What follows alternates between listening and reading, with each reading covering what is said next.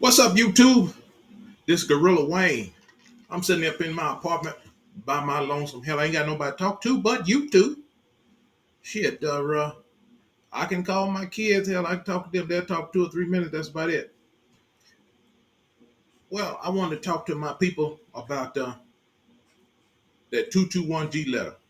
Let me get me a sip of this here ice water real quick.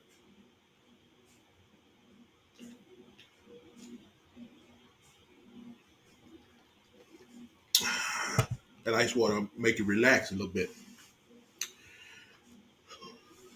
I got a video up about that damn about that 221G.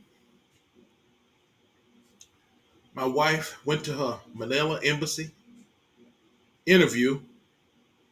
We did not have the updated NBI police clearance.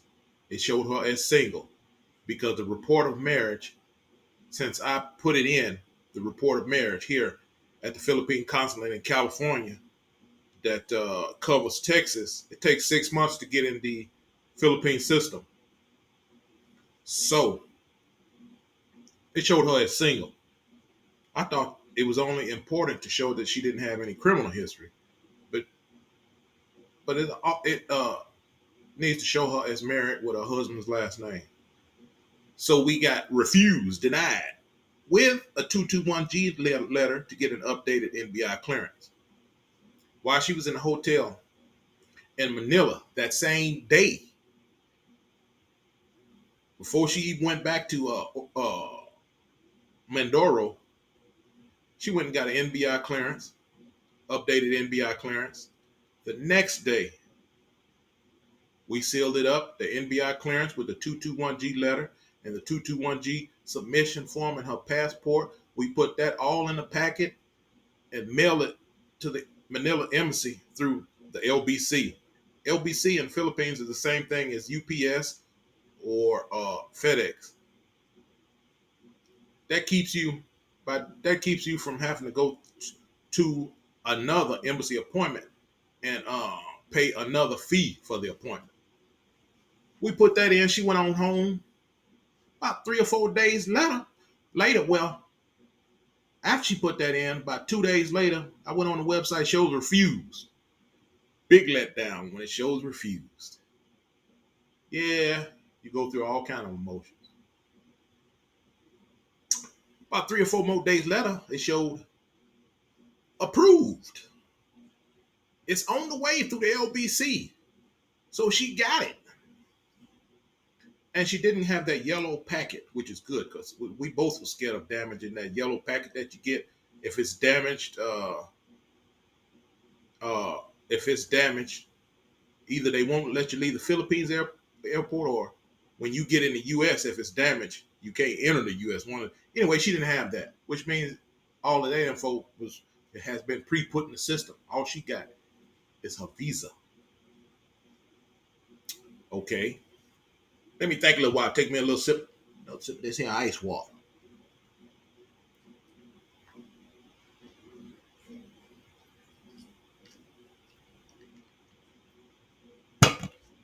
So we got a visa, but this ain't over. She has to go to the Conference on Filipinos overseas and get her abbreviation c.f.o certificate. They have to go to a seminar. So we set the appointment up for that. They all have to go through that.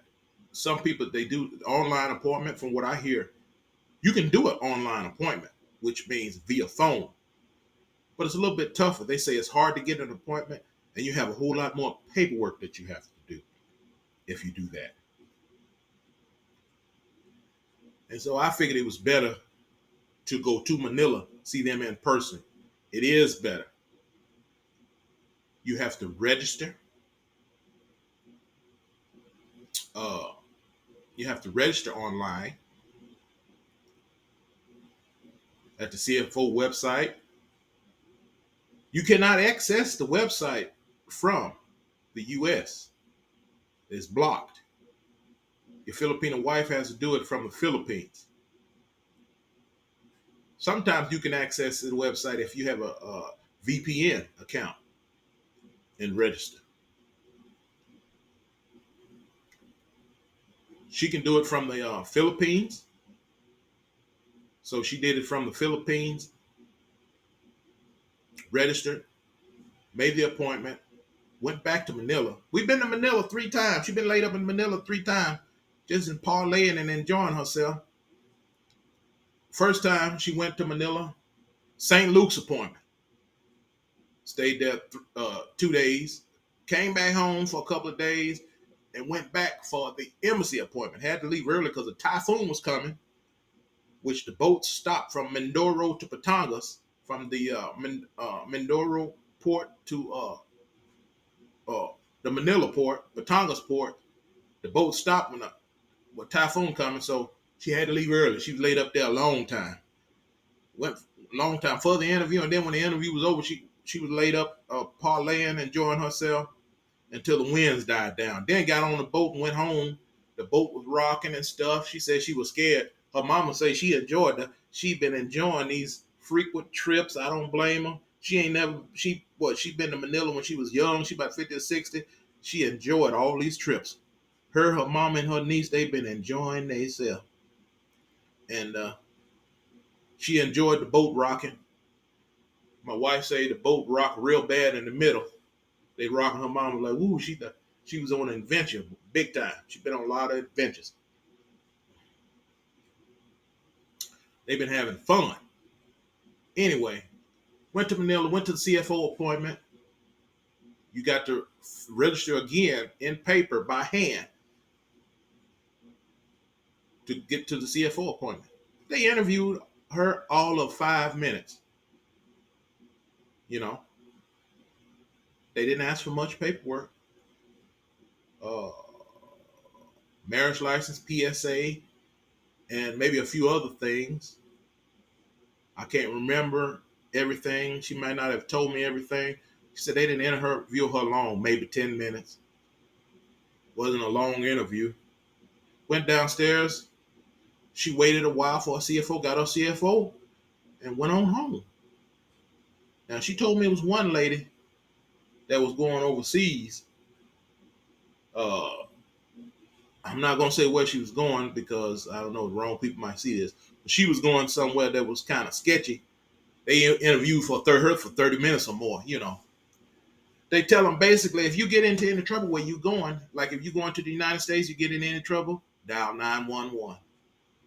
And that's good because you dial 911 in the U.S., the police coming. If you dial it and hang up, the police coming. That's a good thing to tell them. Whatever happened, dial 911. In the U.S. anyway, these other countries, I don't know. So she got a c.f.o, but it ain't over because from what I hear, when she get to the airport, they're going to want to look at that paperwork again.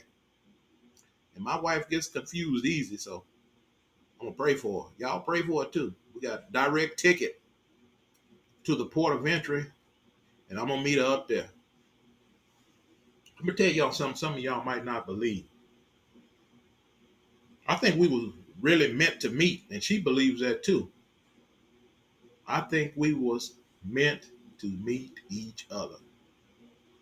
Uh, like on that King Kong movie, they kind of portrayed in the show that King Kong was meant to meet that lady.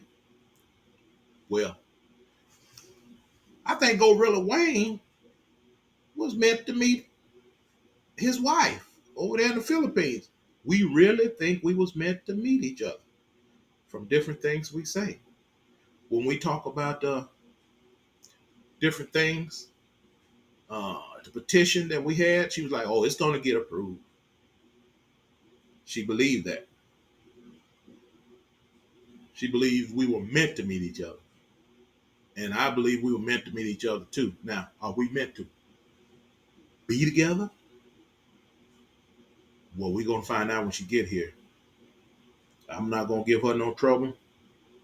I want her to be happy here. This is my third wife. Let's see if we can make it work here. I ain't got nothing to say. Shit. It's her world. I'm just a squirrel trying to get a nut. You know what I'm talking about? And drink me a little ice water every now and then.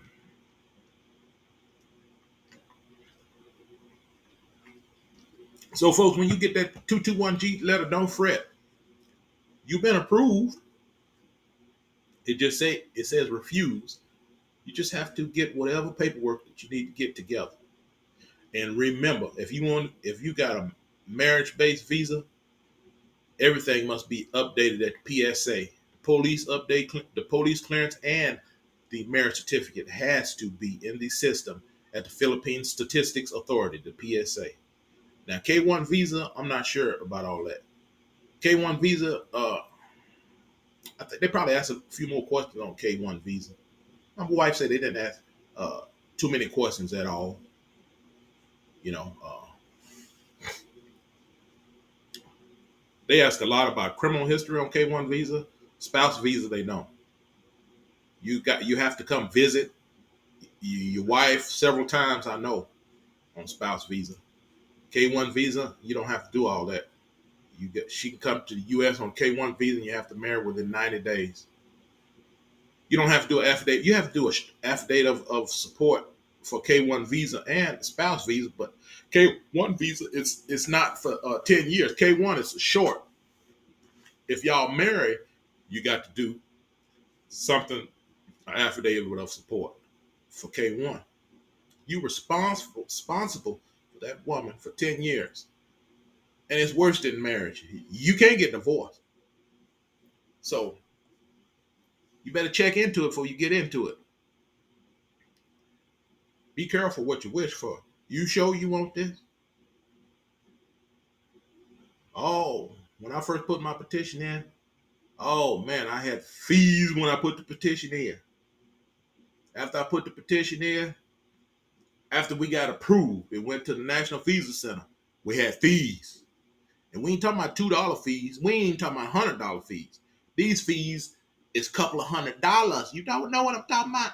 You're going to be putting in some overtime for these fees. After it went through the NVC, hell, shit, I had more fees. She had to get all her shots before she came here. Then I had the green card fees. Then you got that big ass plane ticket to pay for.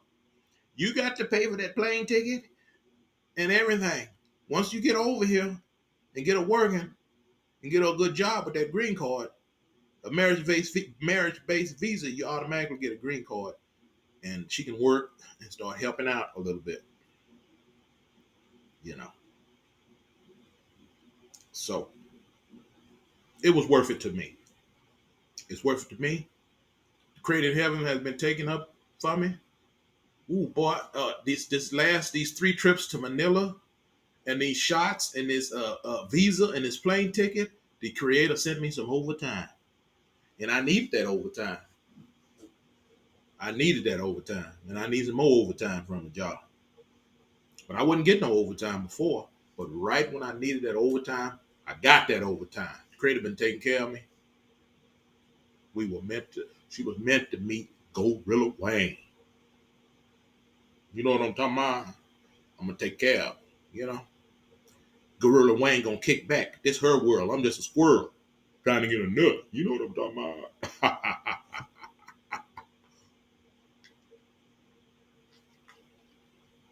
Well, let me see. I got some notes. Let me see what else I want to talk to you guys about. I said everything. I look at my notes. My brain's bad. I looked at my notes. Yeah, basically, the USCIS, the United States Center for Immigration Services, they will approve. They will approve your marriage. The NVC will approve all your paperwork. But the embassy, at least the United States Embassy, unless everything is registered, unless your marriage, if it's a marriage-based visa, unless the marriage is registered with that country, you're going to end up getting you a 221G letter. And you're going to be feeling a little bit salty. You know what I'm talking about?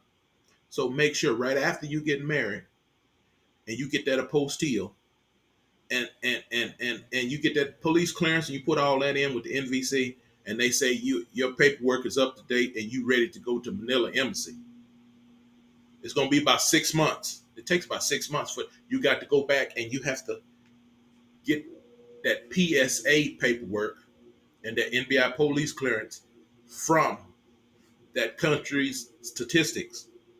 Philippines is called PSA. You have to get that and present that with the embassy. If you don't have that for them, they're gonna give you a 221G saying you have to get the record from the country of origin of your wife. It got to be in their system. Well, folks, I hope y'all doing good on this Shabbat on this Saturday. I'm doing good. Praise the Most High, the Creator in heaven. I thank Him for His many blessings. I ask Him to bring Him on. I ask Him for mercy and grace and blessings. I'm gonna say something else since I got a little bit of time. You know what? Love will make you do strange things. Love will make you go crazy. Love will make you act a damn fool. Love will have you in jail doing 42 years straight in. You know what I'm talking about? Love will have you searching for a female. Love will put you in a gang and then put you in jail.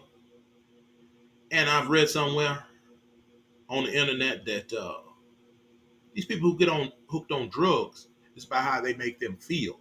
It's better than love.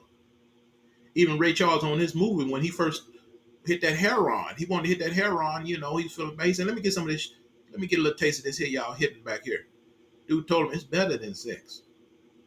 I heard a female drug addict on TV say it's feeling better than love. Make them and make these women go back and hit this. People get off drugs by praying,